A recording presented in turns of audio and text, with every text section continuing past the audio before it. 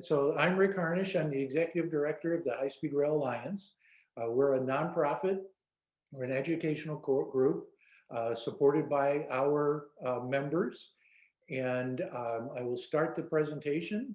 And please feel free to put things in the question and answers as we go. And so I'm assuming the no audio points is because I didn't have it turned on right away. So if folks are still having problems with the audio, I'm not sure what the issue is. Okay, excellent. Let me get the presentation started and we'll go. So again, we're a nonprofit, we're an educational organization. We have 3 programs that interrelate. The first is through research. We intend to be the most knowledgeable independent source of information on what high-speed rail is, why we should do it, and what steps we can take in order to move that forward. Our primary role is to educate folks on those issues through webinars like this. We've been doing 1 or 2 presentations to Rotary clubs a day for the last 2 months, and we've got that scheduled for a couple of months out, so that's exciting. And then we provide folks the tools they need in order to educate their leaders, either in their state capitals or in Washington, D.C. So our goal is a big federal program to build railroad infrastructure, and not just for true high-speed rail, but for a truly national program for passenger trains linking the country.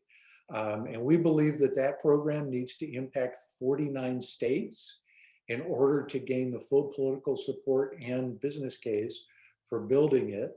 And this is the way all federal programs are. We need to be optimistic and be able to think big for the future and think about how we plan for a big future, but while also identifying immediate next steps that can be won in 1 to 2 years or 4 years, depending upon the election cycle that you're dealing with. And then we take a different, and I'm sorry, there's a comment. I'm glad to see that you've added Alaska. We also should try to figure out how to make something for Hawaii, but 49 is reasonable. And then the other thing is we need to figure out how to make this work for the Class 1 railroads. And that's part of what this talk is really about today, is what do we do to make it work for the railroads? And I'll talk a little bit about our philosophy in order to explain why that's important, what the big picture is, and then we'll look at the experience on the Chicago to St. Louis corridor. If the screen would move.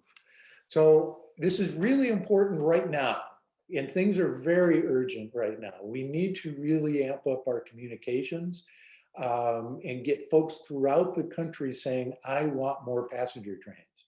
And that ranges from somebody in St. Louis saying, I want true high-speed rail to Chicago, to somebody in Montana saying, I want to be able to get on a train during the day, or in Kansas.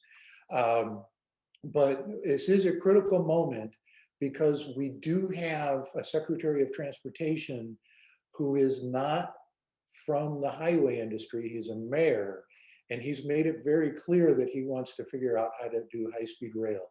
So we need to build a much stronger national movement in order to support his efforts and help him and others, like Congressman Moulton from the Boston area, Congressman Costa from the Fresno area, to get these programs moving. So frequently people think of high-speed rail as something completely separate from the existing railroad. It is if you do it right. It's a completely different product with a level of reliability, speed, and frequency that you don't get on the existing network.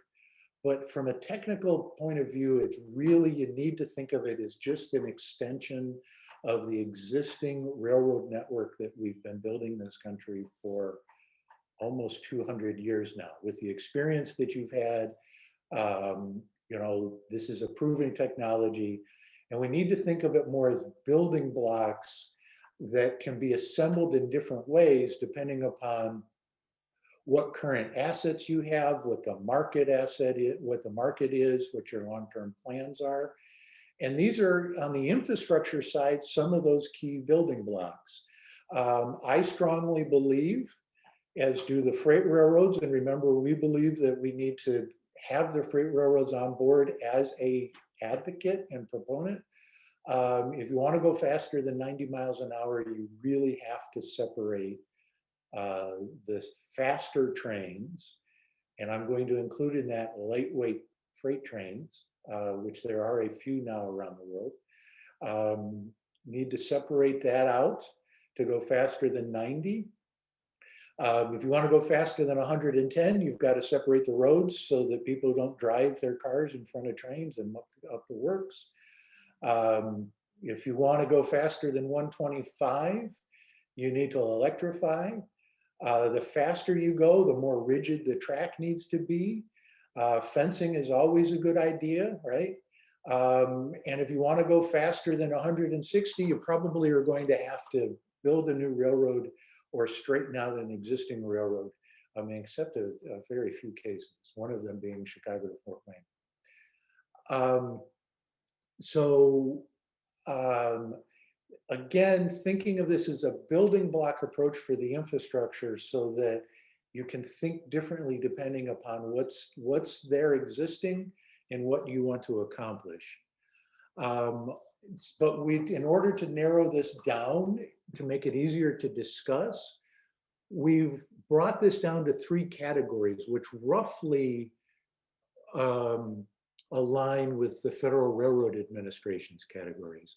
So new high-speed lines where you're building for 160 miles an hour and above are in purple on this, connecting major cities. Regional lines where you're taking existing railroads and rebuilding them for speed and frequency. Perhaps in this example, you've got 2 cases where that might make sense. One is coming into cities, where you take an existing railroad to kind of like they're doing with Caltrain between San Jose and San Francisco, or what we propose is Crossrail in Chicago, or taking an old railroad and rebuilding it as a feeder into a high-speed line, perhaps.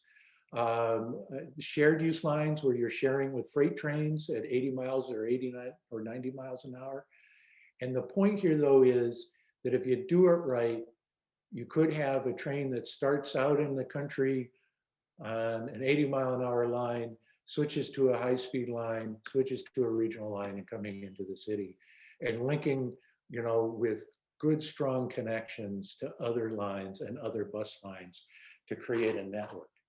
And one of our challenges is that rail advocates have really limited themselves in thinking about city pairs in the 100 to 300 mile market. And it's for, yes, Bradley, that does means high-speed capable trains sometimes operating on the blue lines. Sometimes it doesn't make sense, sometimes it does, again, depending upon what your local infrastructure looks like.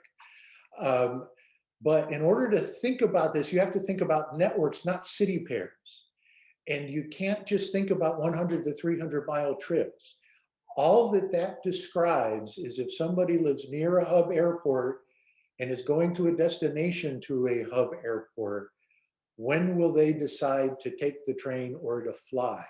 It does not describe the entire market for passenger trains that exists. So you really need to take an integrated network approach. California is the first state to do this. They released it in 2018. We can give another presentation on that later, and we have in the past. but we need to have this on a national level. We've done some thinking about what that might look like. And in this case, the red is regional or high-speed lines that a government agency has demonstrated are feasible. And not in any coherent way, just they're there, right? And then the purple is where there has been serious planning work done around 186 miles an hour and above. And then one thing I want to point out in this, if I can get this to move so I can see it, is because we haven't done a national plan, we've only done a plan around Atlanta, a plan around Chicago, and the Northeast Corridor, not even a big regional plan for the Northeast, just the Northeast Corridor. There's big gaps missing in this thinking. Buffalo to Cleveland, Cleveland to Pittsburgh. How do you get between Chicago and Dallas? But we're encouraged to see that the two plans for Atlanta and Chicago actually meet at Nashville. So that's very exciting. But in this, I want to point out, freight railroads are a key piece of making this work. And so we have to understand what it takes to make passenger rail really work on a freight railroad.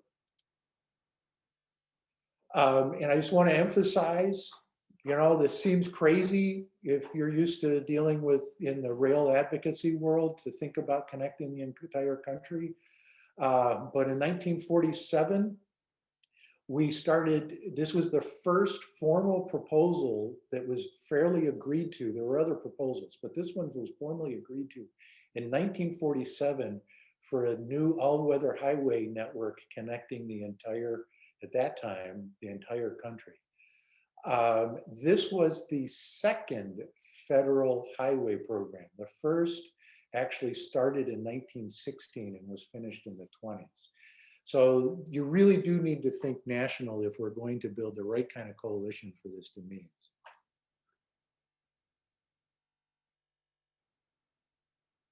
And then, you know, another thing that has to happen just to create context is today the railroads are really focused on long hauls with big, long trains.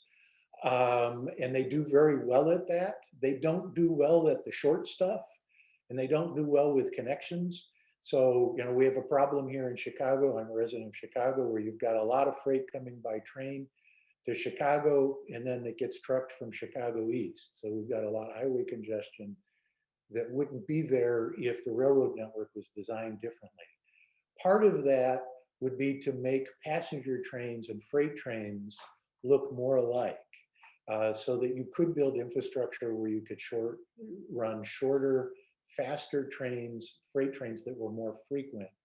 And the technology does exist, it's proven. Road railers were running at 90 miles an hour behind Amtrak trains for several years. So the technology exists to really change the scope of the market for railroads and perhaps get them more into this business of running more frequent trains. So coming to Illinois specifically, this is our vision, one potential vision for what an integrated network could look like in Illinois. And again, it starts with, well, what exists? So these blue, you know, Amtrak is on these 3-4 corridors here. Metra out to Elgin, and there's money available to extend service to Rockford into the Quad Cities.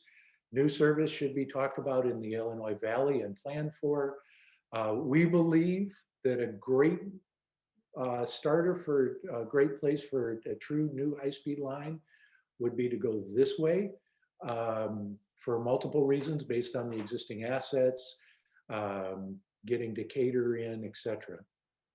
But the important part of this discussion is this piece right down here in the middle that really is the first foray into a major railroad infrastructure project in the Midwest, and really has made exciting progress and needs a little bit more push over the cliff to really get its full potential. So here is yes, they will be available. So here in one line is the corridor. This part up here in the north from Joliet to Union Station is owned by the CN Railroad and is already double tracked and not part of the project that we're talking about today. When the initial environmental work and planning work was done, there wasn't really thought of when money would be available, so they never finished. There were two options for coming north, so they didn't finish that planning work when they finished the planning work for this, because there wasn't, they really weren't knowing when money would become available. So lesson number one is think that money will be available and do your planning up front so that you're ready when it's there, right? So this section still needs to have final plans put in place and funding to do it. Union Pacific down to just outside of St. Louis, and then a couple of railroads coming into St. Louis. The intent is to end up with these sections in blue being double track and the sections in yellow being single track. On the right-hand side here is the detail of the work that's involved in doing that. So everything that's in black on this map is totally reconstructed and upgraded, black or blue. The red is new new double track being added in. And then there's some other infrastructure projects listed in here. So that's an overview of the infrastructure that was done. This was what was involved in terms of the actual dollar investment. So you've got a lot of money going into track, some for real estate, and we'll talk about why you needed to buy land. Really fantastic stations, the new trains themselves, which would have happened whether or not this project happened. The trains already are out of date and should have been replaced years ago. The signaling had to be replaced in any case. It was in really bad shape. Lots of fencing and some new bridges which should have been done. So overall, if you think of it just as being taking 3 or 4 trains a day from 80 to 90 or to 110, you start to wonder. But if you think about the whole package, this was a hugely, hugely valuable project that has really already made a difference. And I wanted to show this split to give you an idea of how this split up, and we can talk more in detail as we go forward. So in the plans, there are 8 new or improved stations. 7 of them are done. This is the station for Dwight. And it's just south of the old station. The 8th is Springfield. And the basic plan for the Springfield station is completed. The bus terminal, temporary bus terminal at the station site is completed. But part of that project is to move the trains to from 3rd Street to 10th Street, and that track work isn't done, although the construction work, the infrastructure work to move the tracks is done. So the stations are just wonderful. The new locomotives and coaches, the locomotives, there was a picture of one in that previous picture, they're in operation. Got these new wonderful coaches on the way. The first 4 were delivered this past fall. There's more of them here, and they've started doing the testing on the Chicago to Michigan corridors. So these will be running shortly. So another huge improvement that's come out of this project. These are a slight modification from the Bright Line coaches that a group of us rode. I guess it's 2 years ago now. This is the new economy section, and happy to see that there's tables now available if you want them, but you don't have to have a table if you don't want one. And there's the business class. with substantially wider seats. Our seats are not going to be white. I think they're going to be blue if I'm correct. But that's the basic thing.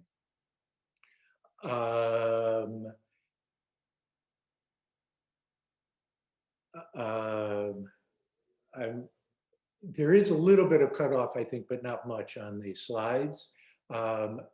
There have been some triple track for the next phase, which I won't talk about today, but there was talk about a next phase for this project. It did include triple track. And so the new Springfield station will be on 10th Street. So they're in the process of constructing a new railroad next to the Norfolk Southern, and the new Springfield station will be over on 10th Street. And I don't know when the cars will be in service, but they are testing now. So that's, the service date is imminent. One of the things I want to point out about these trains is there will be some that are in married pairs. The ones in Brightline and the ones in California will be all married together, which leads to some really important reliability and safety improvements. And so for those of you who have ridden a train where you're bouncing on bad track and those plates are bouncing back and forth, right? Or you're trying to get through that passageway during a storm or through a snowstorm, worse yet, and the rain and snow is coming in. If the cars are married together with semi-permanent coupling, you can have a much safer passageway between the two. So some of the cars will be married pairs so that we can see what that's like here in the Midwest, and work towards that and having more of that in the future.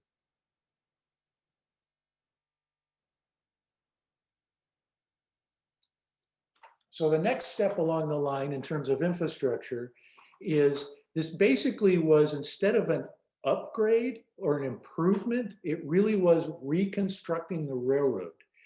And it was in really bad shape.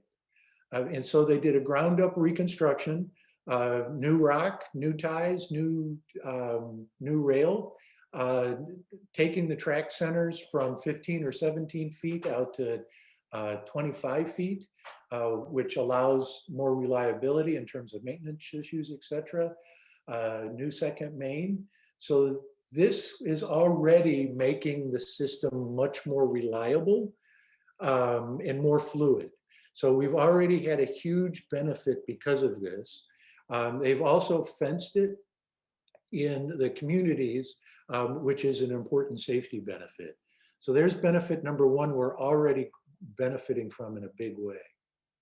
The second is much safer grade crossings. So the number of instances has dropped dramatically on this line because of this already.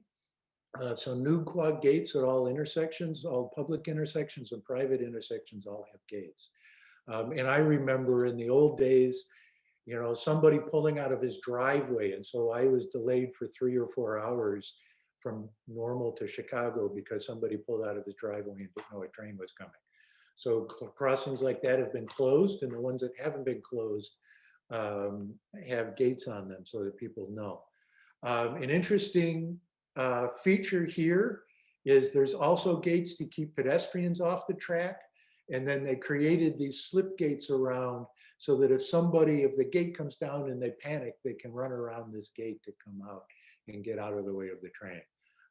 So that's an exciting safety improvement. They did a lot of road improvements in order to make the grade crossing safer.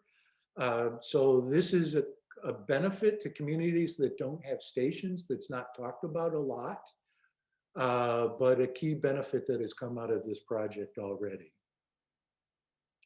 38 bridges, the biggest one being this bridge over the Kankakee River, which was an old single track bridge and is now a double track bridge. And all of the culverts and smaller bridges have been replaced or upgraded along the way. So again, a critical state of good repair item that should have been done in any case. So we're well along, right?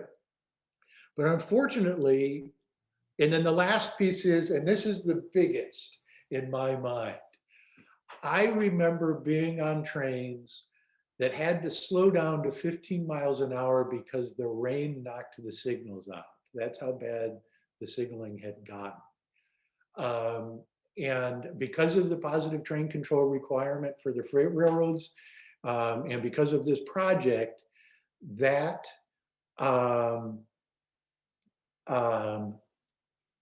has been, all of those signals are completely brand new. So they chose, because of the need to be completely compatible with the freight railroad systems, they chose the system called IETMS, which provides the safety overlays so that if an engineer ignores a signal, it brings the train to a stop. So that's IETMS.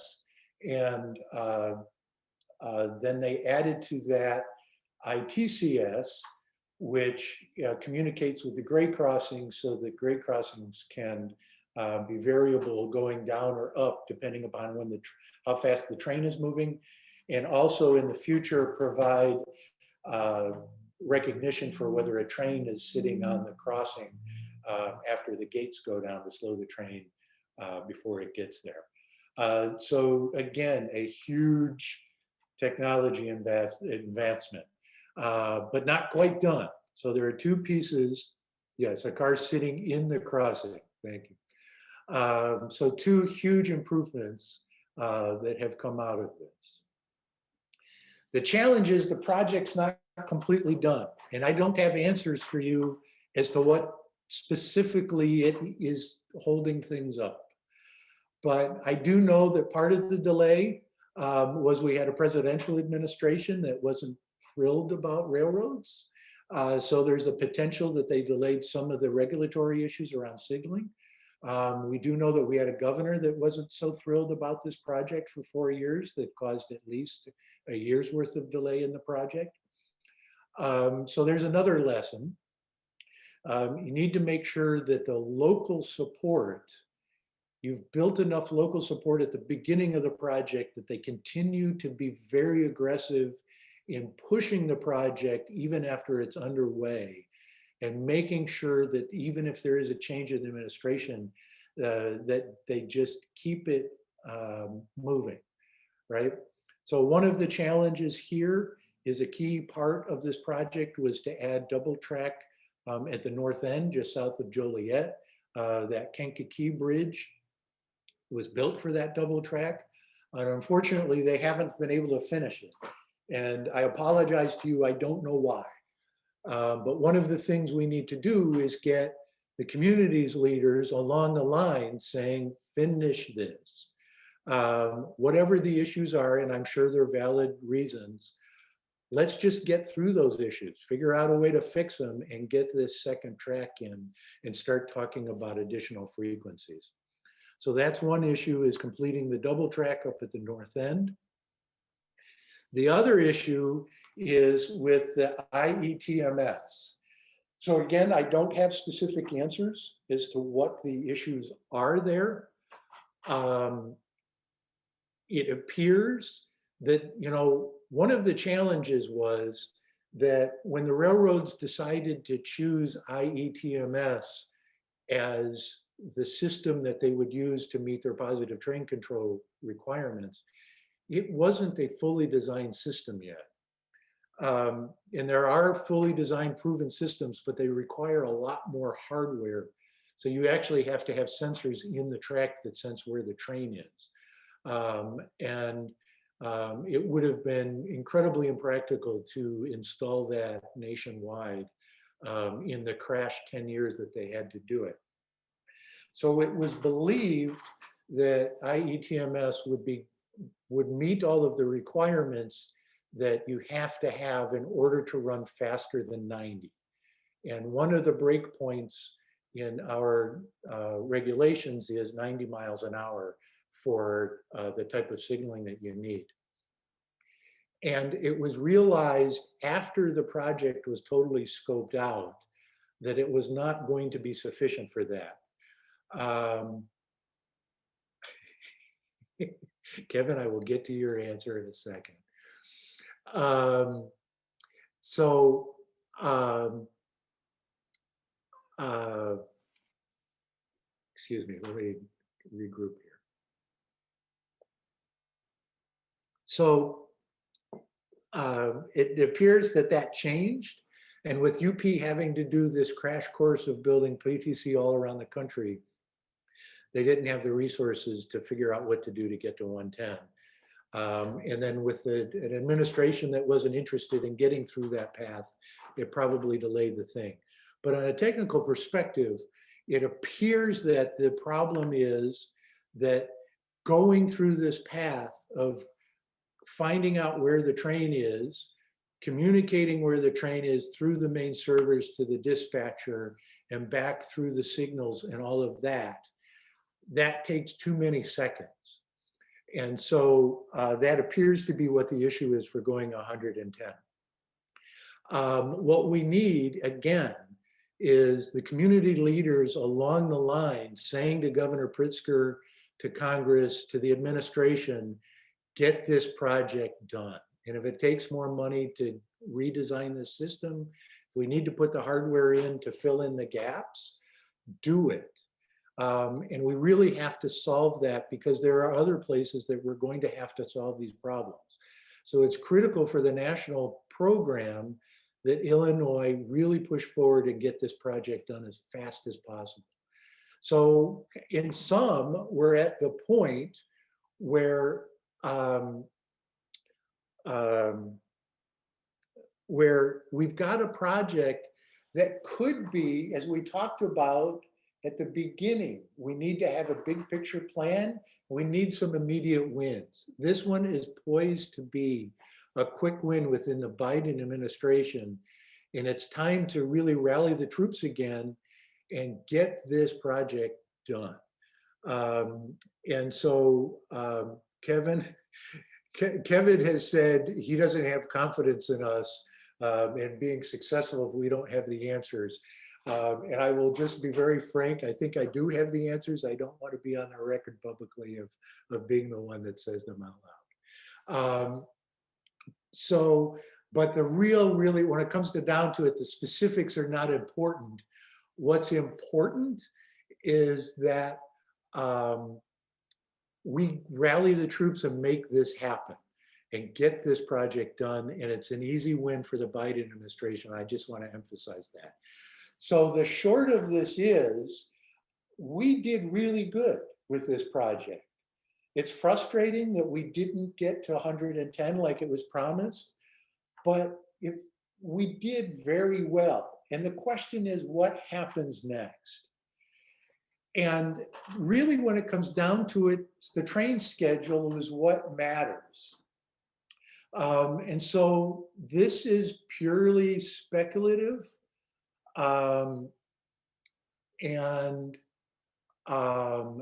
Steve is asking on the signaling, are we going to have similar issues east of Kalamazoo? They will be different, but yes. And so that's one of the reasons we really need to get the Biden administration focused on figuring out the signaling issue. And so John's asking about, can the freight trains utilize all the higher speed tracks or just some? These tracks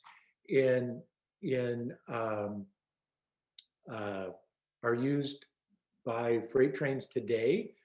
The question is really not a distinction of freight versus passenger, it's actually weight and speed. So the faster you go, the lighter the train needs to be. And so yeah, there's a high-speed freight program under test in Italy. There's a couple of tests that have been in China. They're thinking about running high-speed freight trains in China. So it's really a distinction of the weight of the train so that, you know, stuff that today is being trucked across the country or flown for short distances because it's lightweight, high value electronics, you could move them to trains if you had the right tracks. And yes, there was a TGV postal train for a while. I don't know why they redid it. Let's see here. So I want to see if I've taken every question so far. Bradley, I don't quite understand your question, but I think what you're saying is we really need to get to the point where in quarters like this, we have a train every hour or 2 hours, 3 at the longest, I think is the question you're asking. So, and then Kevin, I will answer your question in a minute. So here is a discussion of the schedule. And because we don't know, it's not been publicly made available, what we are very confident, and I will be very excited when trains start running 90 miles an hour. I believe that that's imminent, and I'm very excited that that's coming. And I've long believed that that should be the goal with high frequency service. But because we don't know what 90 miles an hour with the new railroad will do, I think it's about a half hour overall. For this discussion, I just took the existing travel times just to illustrate the point. This does not in any way mean to suggest that this is what the schedule will be or should be, just I'm illustrating a point. So in blue on this line are trains that are operating today, and that is an awful schedule. And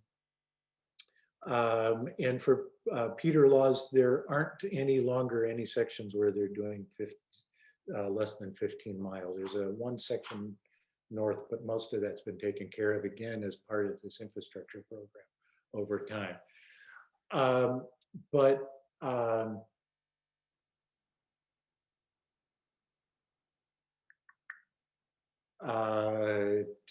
sorry, John, I'm going to answer your question real quick. So the challenge, he's asking whether you can do true high speed with only single track. And California is talking about, and we can do another, they're talking about, they're building their civil infrastructure for double track, but they're talking about only installing a single track with sidings.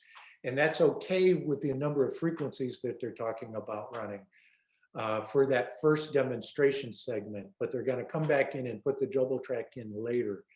The issue is if you're going to build the new infrastructure, you really should figure out how to run a train every 15 minutes.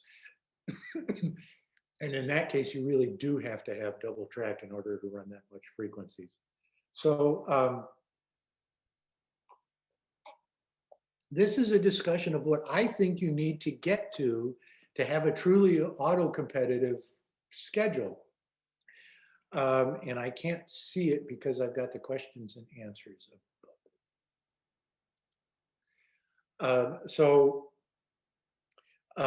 In blue, you've got today's schedule, and the Texas Eagle Train 22 is running 3 days a week and instead of 7 days a week, so you really can't count that as a full train.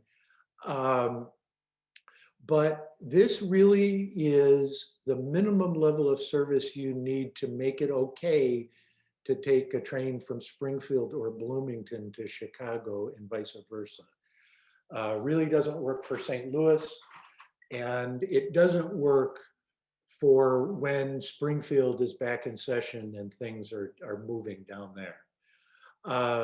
We had led a campaign starting in 2004 that was successful in 2006 that added 2 trains. So there were 5 at that time.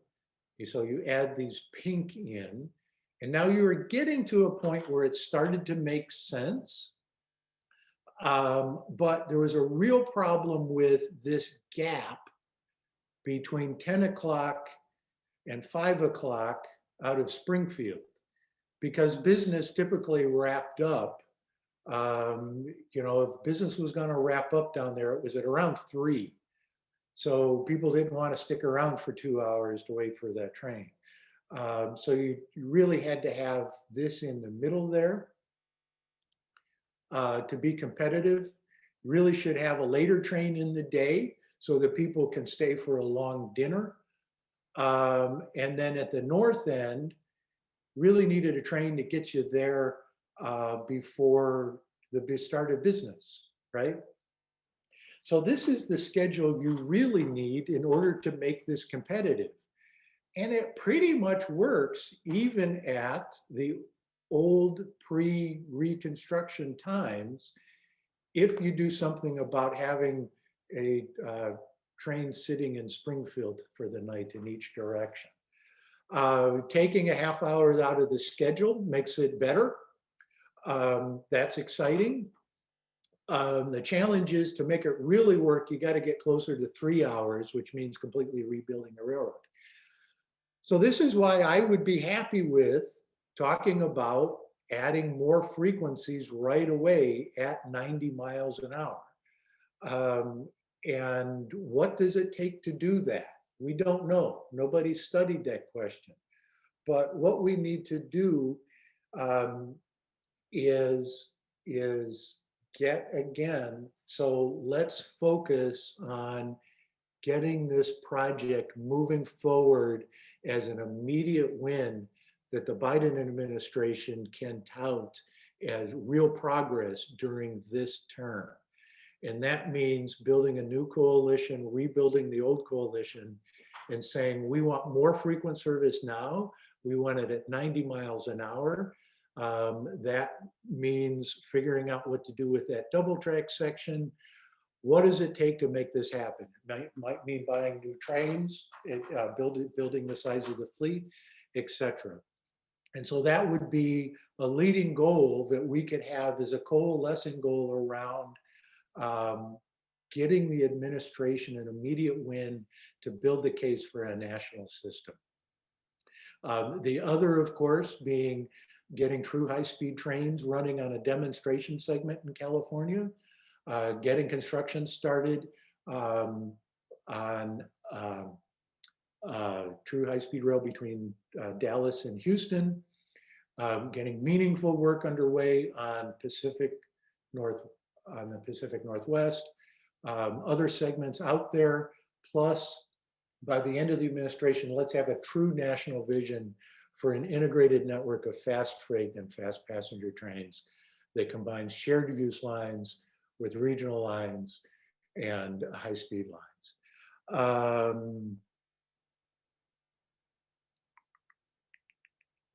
And so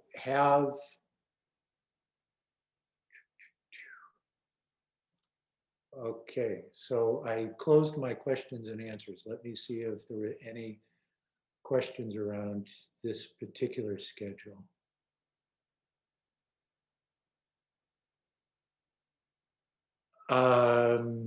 Okay, so there's a question about north of Joliet. Yes. Roger Huff, the tiers on the previous slides were for the existing project. And so I would mean all of those tiers.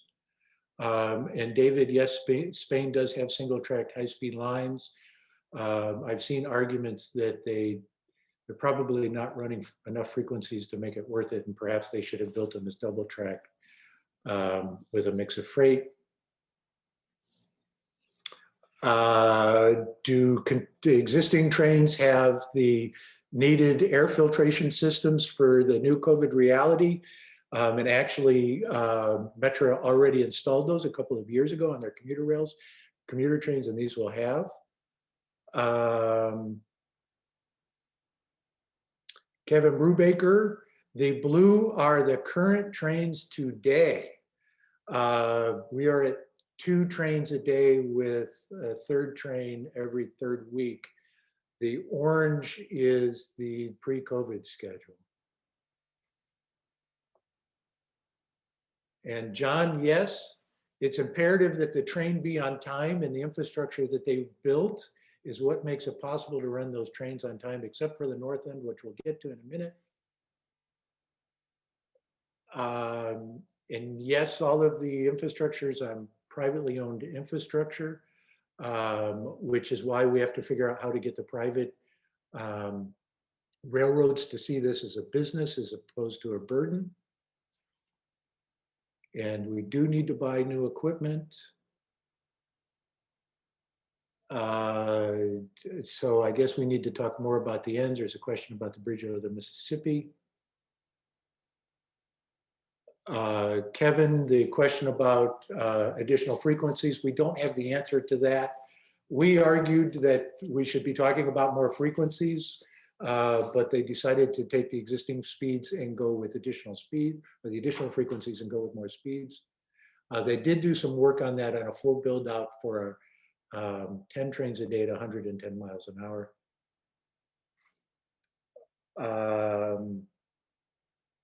So Terry, today the trains are capable, or the signaling allows 80, they're testing for 90. That should start in the next year or two. And the technical problems I talked about need to be resolved before 110.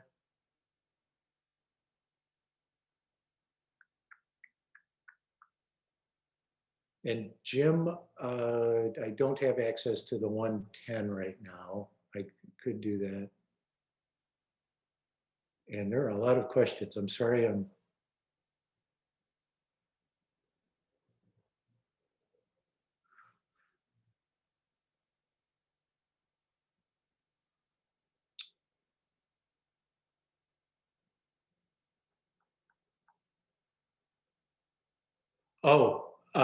Dave Winters is pointing out for some people might not be able to see the color coding. So on this schedule, 300 and 306 are operating today. 302 and 304 are suspended, and 22 is only 3 days a week. And Peter Laws has talked about buying easements or a slice of the right-of-way to build new tracks on. And Virginia has taken that approach for a large section of theirs. The challenge is I get a little iffy on building two railroads that are next to each other. Instead, figure out how to get everybody to cooperate so you can run a lot more trains. But you do have to build these completely separate tracks that are more than 50 feet apart to go faster than 110 miles an hour. And you should be able to build railroads to deal with all kinds of weather. And the project manager for this project was the Illinois Department of Transportation.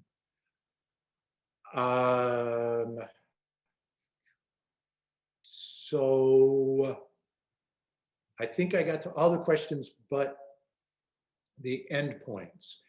So let's see if we can get back there. So we can't go backwards. Yes, we can. So I didn't include the diagrams in this, but this was intended to be two phases.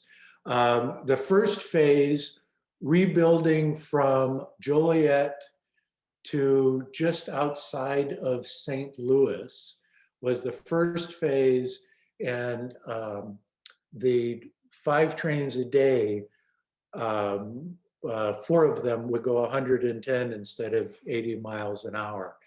That was the intended first phase.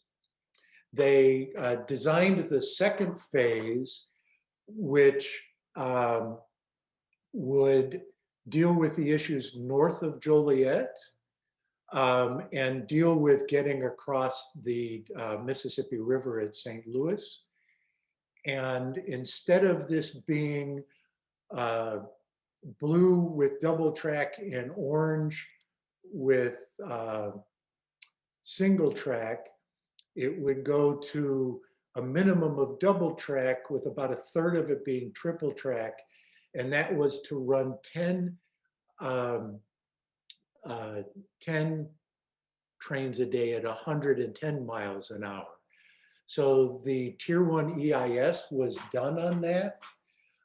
They started doing the final design work from Joliet north to Union Station, and the bridge over the the Mississippi.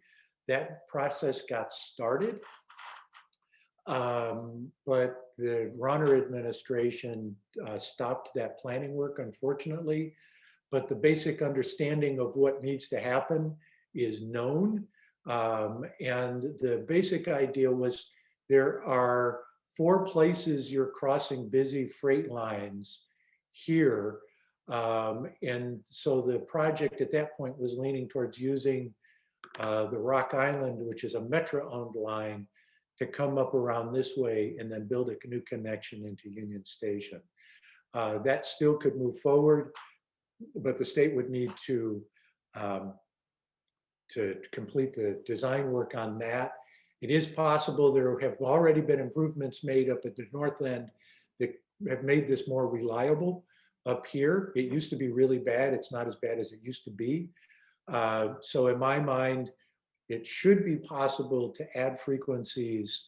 If you did this double track, you might have to do some other work.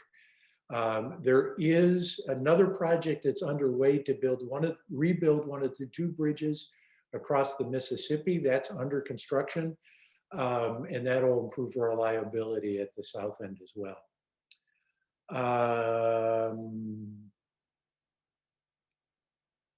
And there's a question about reliability and weather, and there are high-speed trains running up basically in the Hudson Bay area. If we were as developed in North America as China is, they've got trains running up the Hudson Bay, high-speed trains. There's high-speed trains running not at 186 miles an hour, more on a regional line in the northern parts of Russia. And there are high-speed trains running in deserts, right? So that's not a problem.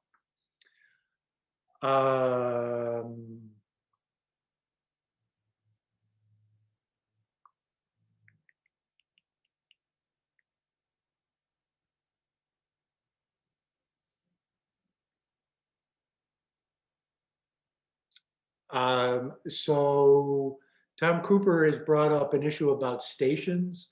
And that's one area where the ownership is split. And so it's a challenge in getting folks to work together. He's got a specific example here of Miami, which is more complicated than that, than what he's laying out. But basically there was a design flaw that keeps Amtrak from going into the Miami station with the commuter rail line there. There's a real issue in this country with platform heights that we haven't resolved well. So they actually have to have separate platforms for commuter rail and Brightline in the Miami downtown station. Another issue that really is an administrative issue in dealing with how we deal with these platform issues. That's another thing the Biden administration can take on. And Fred, I don't necessarily agree with running just Springfield to Chicago. I think, and I would argue strongly that you need to go all the way to St. Louis for crewing purposes, reliability purposes, and the tickets to St. Louis pay more, so you actually get more revenue from running the entire way.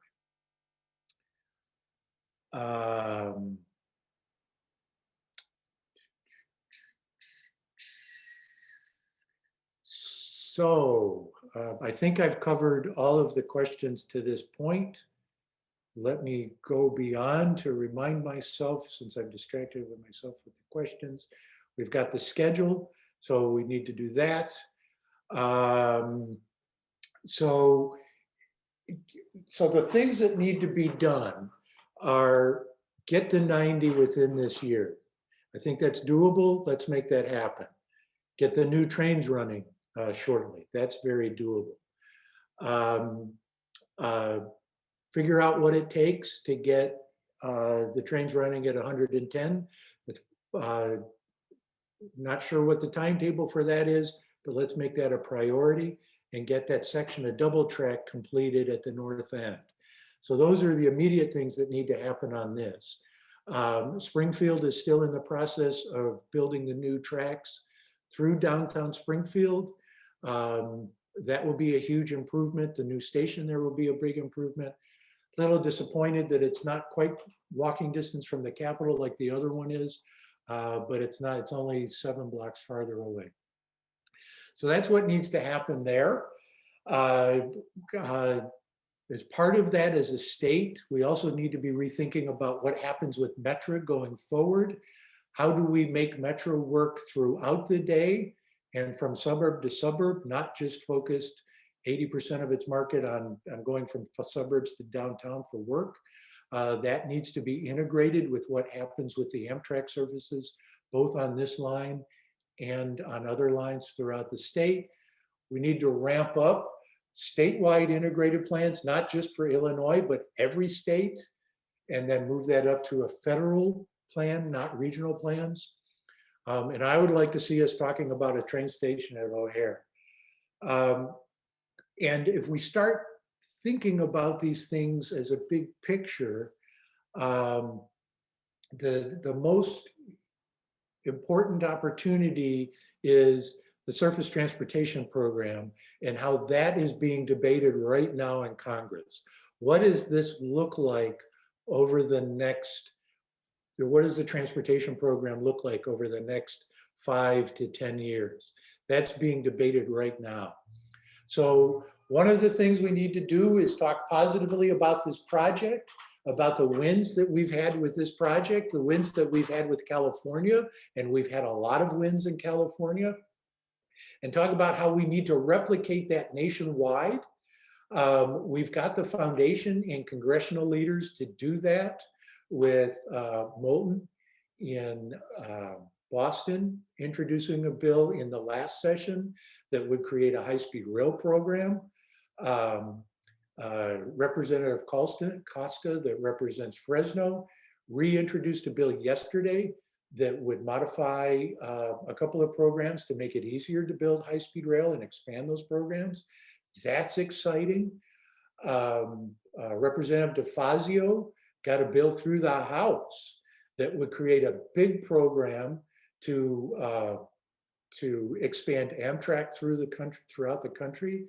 That's exciting, right? You've got the Biden administration announcing that they've taken the brick that the Trump administration did off of the tunnel under the Hudson River. We've got a really exciting story to tell, and we need to tell that. And we need to tell the exciting things that we've learned on the Chicago to St. Louis corridor about how you work with a railroad to build the infrastructure. And I'm sorry I didn't go into detail to that, and I ran out of time. But that's the basic thing.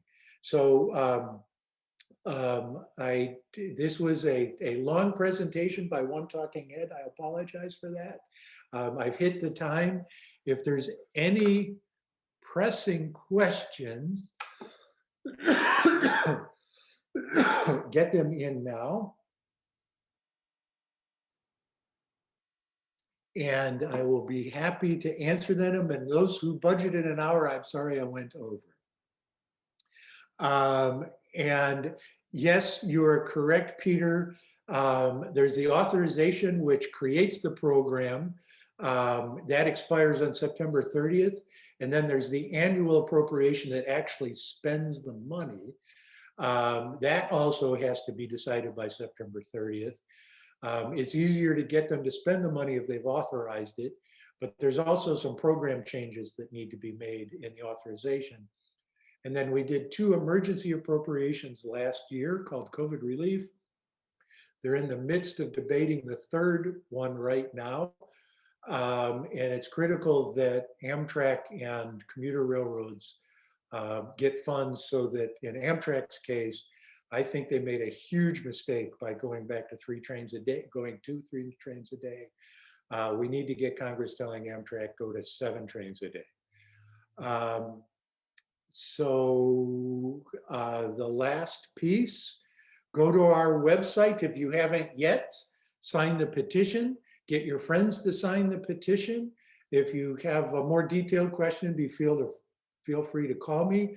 But we really need to amp up the number of people who are involved, and please help us get those people involved. One way that you can help build this coalition is, as I mentioned at the beginning, We have, right now we're scheduled for weekly, or I'm sorry, daily presentations to Rotary clubs across the country at noon. We can do more if we have volunteers who are really good at doing those presentations. You can get a Rotary or other meeting scheduled in your city. We can do them remotely during this unique period of time. So please help us get those presentations going. If there's any, let me see. Somebody asked about um, food and beverage. The Midwest trains will have cafe cars like the existing trains. UP has been a very strong partner in this, which shows that if it's a good business deal, they will be strong partners. I think part of our challenge as rail advocates is we haven't recognized that the railroads are the most important vendor in this system. And if you want to have a good product, you have to have happy vendors. So we need to figure out how to make that happen. So that looks like I got all the major questions. If I missed one, feel free to send me an email. Gone way over an hour. Thank you very much for joining us. Thanks for those who have been donors. If you liked this presentation, please make a donation today so that we can keep doing them. And thank you again for being involved with the Alliance.